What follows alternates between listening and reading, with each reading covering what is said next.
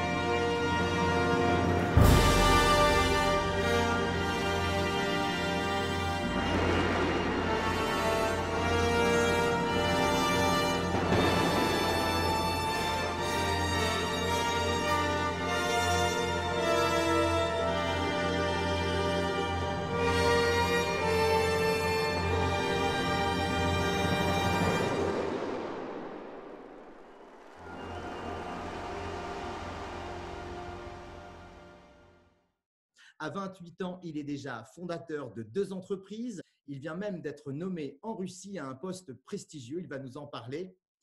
Bonjour Damien, comment vas-tu? Bonjour, bonjour. Merci de m'avoir. C'est un très, très grand plaisir de t'avoir avec nous.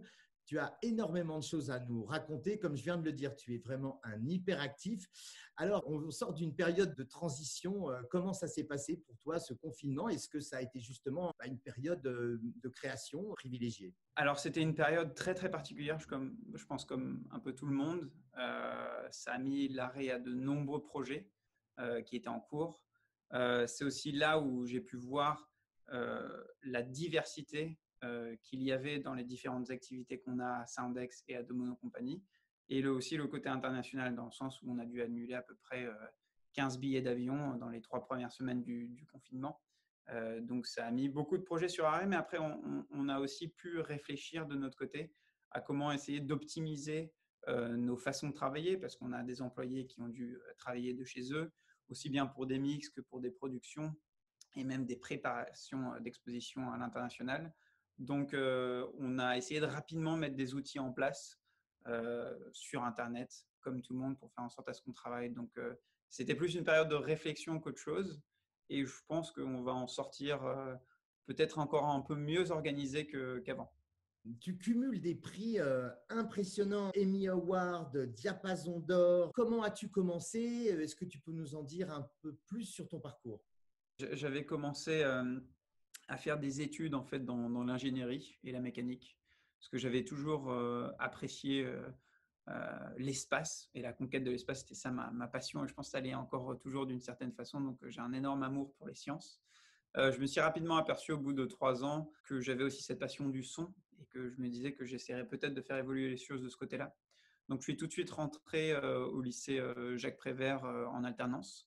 Et j'ai fait une alternance absolument fantastique avec un studio qui s'appelait Little Tribeca. Et c'est là où j'ai commencé justement mes premiers pas. J'ai très rapidement en fait été repéré par un des plus grands chefs d'orchestre qui s'appelle Theodore Kurensis, où par miracle, parce qu'un ingénieur du son était malade, j'ai dû le remplacer, alors que ça faisait juste quelques semaines que j'étais dans cette boîte.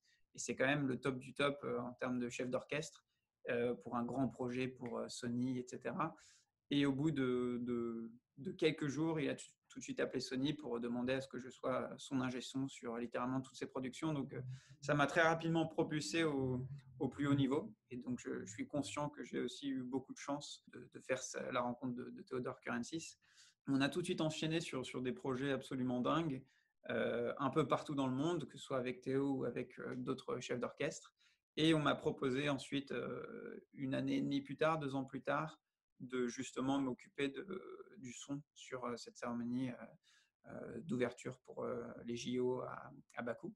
Et c'est là où j'ai pu commencer à collaborer avec plein d'artistes différents. Et on a aussi pu produire Lady Gaga là-bas. dans le stade, donc c'était une autre super production. Et ça m'a ouvert justement beaucoup de portes que j'ai tout de suite essayé de franchir. Et après, justement, avoir eu la chance de gagner un Emmy avec cette cérémonie, je me suis dit qu'il était temps de créer ma propre société pour justement continuer ces idées d'innovation que j'essayais de mettre en place aussi bien dans la musique classique que dans la musique électronique et enchaîner sur de l'innovation, enchaîner sur des exhibitions, des expositions. Donc, on a fait pas mal d'artistes différents comme Philippe Areno, on a bossé beaucoup avec Arca et on a aussi ce rapport très privilégié avec les États-Unis, mais aussi la Russie. Et parce qu'en Russie, il y a des artistes absolument fantastiques. Et il y a une salle qui va ouvrir justement l'année prochaine qui s'appelle Guest2 à Moscou et je serai leur prochain sound director. Donc en gros, c'est directeur son et aussi de production pour cette salle qui sera un peu, je pense, une plaque tournante de la Russie. On va essayer d'attirer beaucoup d'artistes qui veulent aller en Russie pour faire en sorte à ce qu'on ait des belles productions là-bas aussi. Et comment tu vas pouvoir gérer tes multiples activités et une présence à assurer là-bas, en Russie? Alors, c'est justement, j'avais commencé sur les dernières années à me gratter un peu la tête pour voir comment est-ce que je pouvais gérer un peu tous mes projets. Et j'ai compris l'importance de la délégation, non seulement de savoir, mais aussi de responsabilité, tout simplement. Et j'ai beaucoup de chance parce que j'ai une super équipe qui est derrière moi tous les jours. J'ai Sébastien Germain qui est mon studio manager, donc qui s'occupe de tout le côté technique. Et il est extrêmement important pour moi parce que ça me permet justement de me focuser sur l'aspect créatif et me dire que sur le côté tech, j'ai Sébastien derrière. Et j'ai aussi Chloé Guigne, qui est une nouvelle addition à notre équipe, qui va s'occuper de la production. Donc, c'est ma executive producer sur Soundex. Et c'est important aussi qu'elle soit là pour justement reprendre tous les projets et faire en sorte à ce que, mine de rien, le côté prod, le côté administratif, ça a énormément d'importance quand on a une boîte. Alors, ça a encore plus d'importance quand on en a deux. Et comme ça peut justement lui laisser la liberté de créativité. Et donc, mon conseil, c'est juste avoir une bonne équipe derrière soi. À propos du nom de ta première société, qui est d'ailleurs en logo, là, juste derrière, de Mono Company. Moi, quand j'étais petit, on parlait déjà de stéréo. Aujourd'hui, on parle de Dolby Atmos, par exemple. C'est un petit clin d'œil entre l'artisanat à la Abbey Road et puis toutes les nouvelles technologies qu'on utilise aujourd'hui et que tu utilises, toi qui es très fort en recherche-développement. Absolument, absolument. C'est exactement ça. En fait, j'avais toujours été passionné dans mon enfance et même maintenant par la puissance des productions qui étaient faites dans les années 50 et 60. C'est-à-dire vraiment des productions où le son était en mono. Alors très rapidement, mono, c'est juste que le son sorte par exemple juste d'une seule enceinte. Et stéréo, c'est ce qu'on a tous maintenant sur nos ordi, donc gauche-droite. Et on a toujours pensé que plus il y avait on va dire, d'enceintes, mieux la qualité serait. Mais en fait, quand on retourne sur les enregistrements mono des années 50-60, on voit une richesse absolue du son. Et des fois, on se demande même pourquoi est-ce qu'on a altéré sur le stéréo. Donc après stéréo, j'adore, hein, c'est très bien, ça a permis d'avoir une évolution, mais la qualité qu'on avait avant, en fait, on mettait plus de temps à produire des albums et des chansons, tout simplement, en mono, parce que c'était plus compliqué, c'est plus difficile de condenser. Donc, on va dire mono, c'est la simplicité absolue. Et c'est pour ça que, vu qu'on a une boîte dans l'innovation et qu'on va même vers de l'Atmos, donc là, on peut faire avec 64 enceintes, 1000 enceintes si on veut, c'est quand même important de se rappeler qu'il y a une origine au son et que cette origine est très simple et très discrète. Et c'est là où il y a tout justement le sucre de quand on écoute. Donc, c'est pour ça qu'on bosse avec beaucoup de microphones anciens. On a des vieux RCA de 1954, on a des Melodium de 1942. Parce que le son est ancien et le son est fragile. Et c'est ça qu'on essaie aussi de mettre dans nos productions, c'est le côté fragile, le côté humain. Et c'est pour ça qu'il y a mono, c'est parce qu'on essaie de se rapprocher de ça. Moi, par exemple, j'ai encore des enceintes 5.1 pour mon home cinéma et même pour écouter ma chaîne IFI. Est-ce que j'ai tort par rapport à toutes ces enceintes qui, d'ailleurs, je ne sais pas si elles sont mono, toutes ces enceintes Sonos? Oui, il y a même des Amazon Echo, par exemple. Parce qu'elles ont un très bon son, elles sont en mono? C'est une bonne question parce que justement, on rentre dans cette époque modulaire. On rentre Ouais. dans une époque modulaire où il y a des enceintes, comme la nouvelle enceinte d'Amazon qui s'appelle l'Amazon Echo, qui fait Ouais. du Dolby Atmos. Donc, c'est juste une boîte qui fait en sorte à envoyer des flux avec plein de membranes différentes un peu partout dans votre pièce pour faire en sorte à ce que vous ayez une atmosphère autour de vous. Donc les anciens systèmes 5.1 sont toujours très bien, on aura quelque chose de très immersif. Je pense que ça peut bien se combiner avec les nouvelles technologies qui sortent maintenant, aussi bien en termes de hardware, mais aussi en termes d'intelligence artificielle ou d'algorithmes. Les mots comme éditer, mixer, masteriser, tu peux nous expliquer un peu ces différentes étapes? Pour faire un CD, par exemple, pour faire un album avec un artiste, je vais prendre l'exemple, par exemple, de Bertrand Chamaillou, un super pianiste avec qui, justement, on est en train de finir sa prochaine production pour Warner en ce moment même. Ça commence à partir de la discussion artistique avec l'artiste lui-même. Qu'est-ce qu'il veut? Où est-ce qu'il veut aller dans son CD? C'est quoi les émotions qu'il veut faire ressortir pour le public qui écoute ça chez lui? Une fois que cette discussion est faite, on peut passer à la production même du CD. Donc ça s'appelle l'enregistrement. On va aller dans une superbe chapelle et on va enregistrer son piano avec tous les micros qu'il faut et on va faire de la production artistique, de la direction artistique sur ce CD. Donc il y a l'enregistrement, la direction artistique. Une fois que c'est fait, on a tout ça dans nos ordinateurs et on va faire le montage, donc l'editing. Et c'est là où on va ressortir nos notes qu'on a eues pendant la direction artistique, on appelle ça la DA, et où on va voir quelle prise pourrait mieux convenir sur tel et tel passage, etc. Donc des fois, il y a des CD où on ne fait pas beaucoup de montage, pas beaucoup d'édit, donc c'est des prises entières. C'est ça qu'on veut aussi, c'est le côté naturel. Mais il y a des productions où, par exemple, le chef d'orchestre Theodore Currency, c'est extrêmement demandant. Pour le CD Così fan tutte qu'on a fait pour Sony, donc c'est l'opéra de Mozart, on a fait 5544 points de montage. Et donc, c'est-à-dire, sur 3 heures d'opéra, c'est, je ne sais pas, 1,5 point de montage toutes les 2 secondes, quoi. Et donc, c'est énorme. Il peut y avoir énormément de montage, mais au final, on a une sorte de mosaïque qui doit être quelque chose de cohérent et très musical. Il ne faut pas qu'on perturbe la ligne musicale. Une fois que le montage est fait, on peut passer au mixage. Et le mixage, c'est-à-dire, on a beaucoup de pistes différentes qu'on a enregistrées. Je prends l'exemple d'un orchestre. On a violon 1, violon 2, alto, cello. Et on va rassembler tout ça pour que ce soit le plus naturel possible pour une écoute. Une fois que le mixage est fait, on passe à l'étape finale qui est le mastering. Et le mastering, c'est la dernière couche de peinture qu'on met par-dessus tout pour que ça sonne bien sur un peu tous les équipements qui existent au monde, que ce soit des enceintes de voitures. Donc, on fait des écoutes dans à peu près 5 voitures différentes quand on rend un CD, juste pour être sûr que ça sonne bien aussi à la radio, dans les voitures. On fait des écoutes sur 10 systèmes son différents, aussi bien hi-fi que des systèmes maison. Et au final, on a quelque chose de concret et cohérent qui peut sonner bien un peu partout.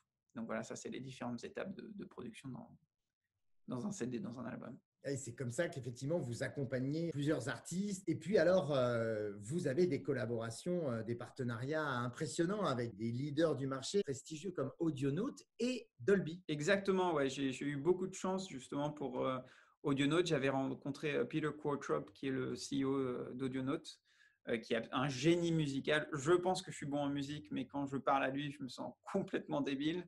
Donc, il sait vraiment tout sur tout. Et on s'était rencontrés lors d'une première de Théodore à Zurich. Et on avait discuté ensemble sur justement l'évolution du son.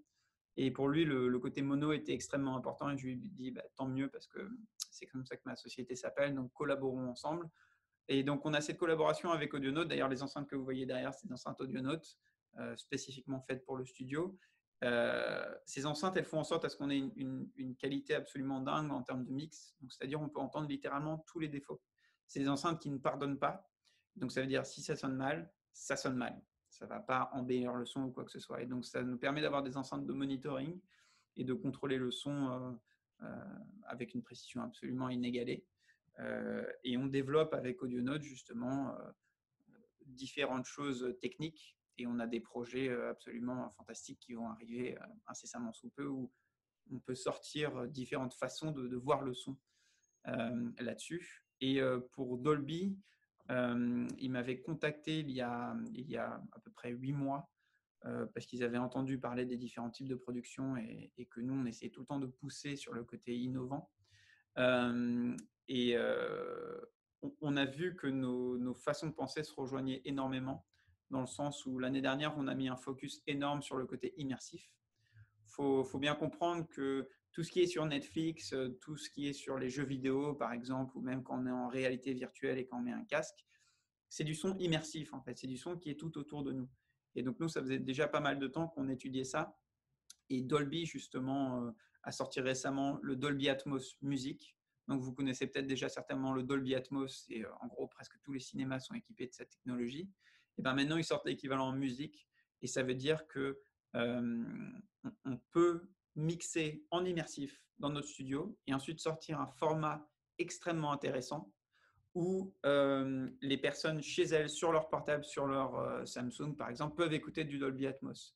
Et il y a par exemple des centaines de millions d'enceintes qui sont en train de sortir en ce moment même, qui sont équipées pour du Dolby Atmos. Je pense à l'Amazon Echo, où justement les personnes chez eux vont pouvoir écouter quelque chose avec une qualité immersive super intéressante.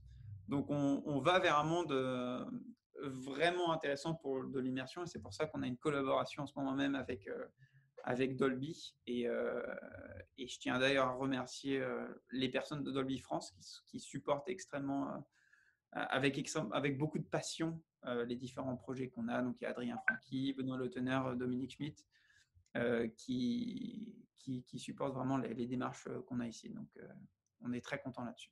Qui dit Dolby dit cinéma, vidéo, et là aussi, dans ce domaine, vous avez beaucoup d'activités, y compris en composition. Ouais, absolument.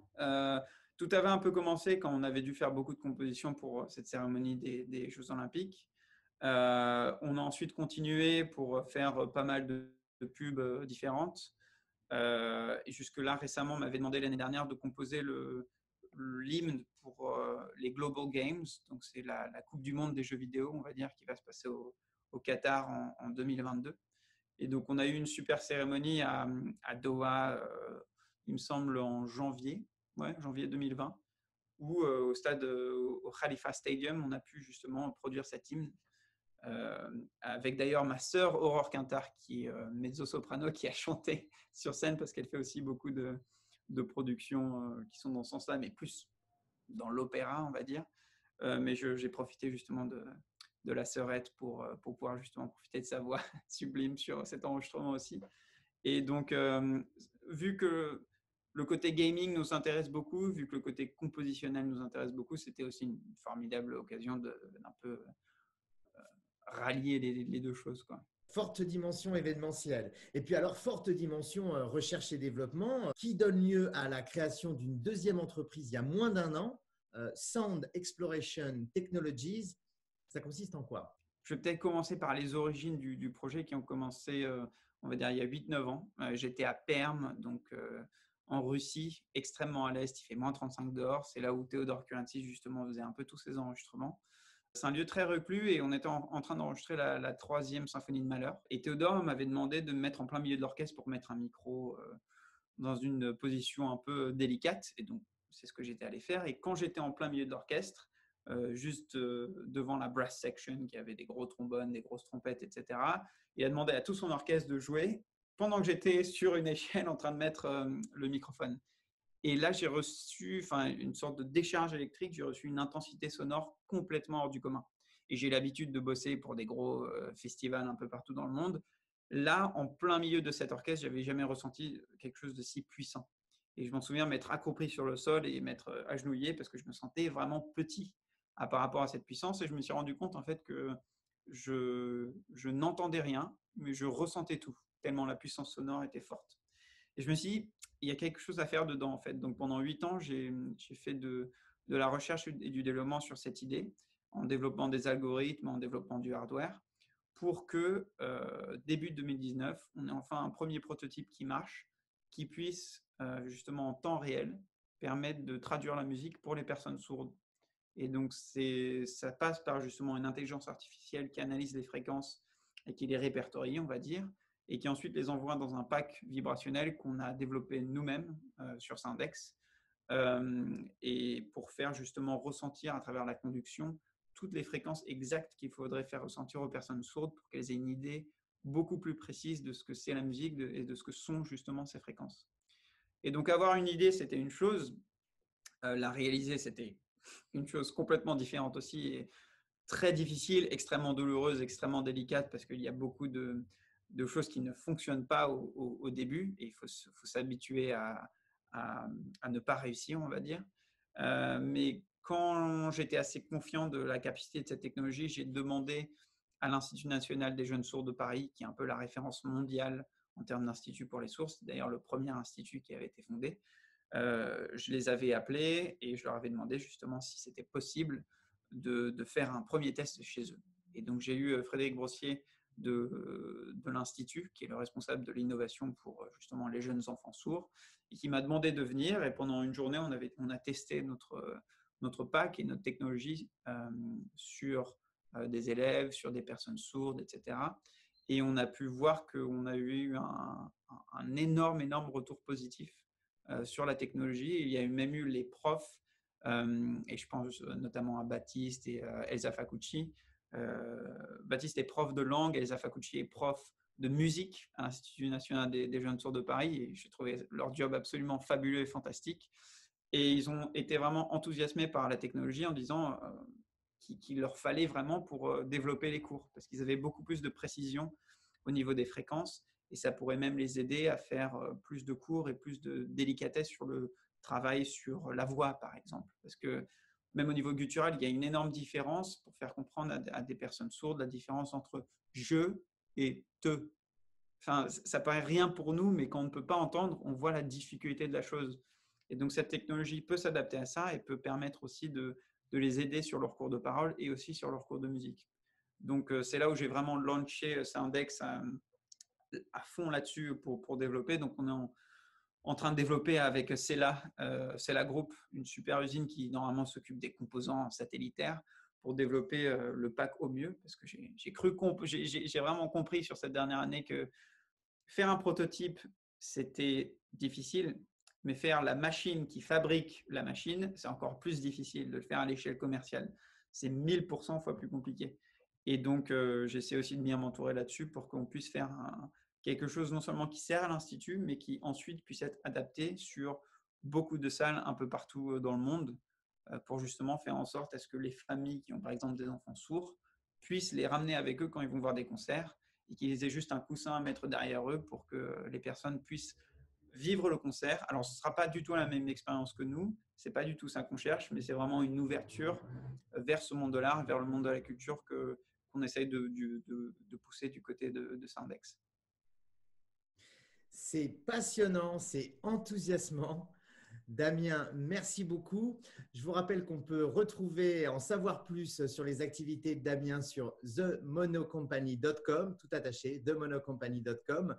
Damien, merci, vraiment un grand merci. Au revoir. Merci à vous. À bientôt. Au revoir.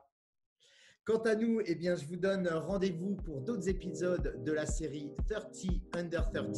N'hésitez pas à bien sûr nous livrer vos commentaires, vos suggestions. Likez le programme, partagez-le. Et puis, moi, je vous dis à bientôt. C'était Yves Noël pour Forbes 30 Under 30. Bye bye.